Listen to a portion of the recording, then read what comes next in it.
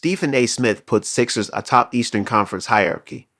This offseason, few teams have made more drastic upgrades to their roster than the Philadelphia 76ers. Following a flurry of upgrades, one longtime analyst shared his thoughts on where they stand in terms of the Eastern Conference.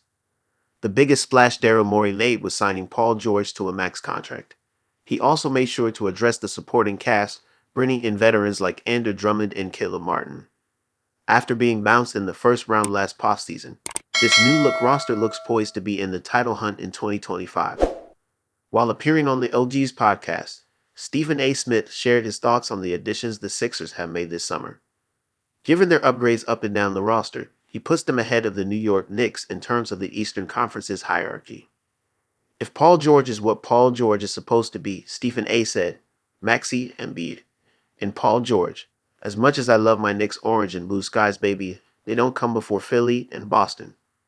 Similar to the Sixers, the Knicks also went out and made some upgrades this summer. They lost a key player in Isaiah Hartenstein, but managed to pull off a trade for Michael Bridges.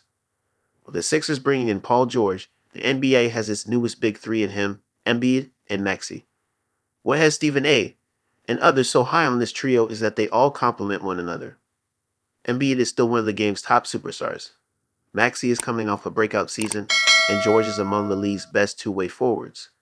If these three-star caliber players figure out how to coexist, the Sixers should be among the top teams in the East.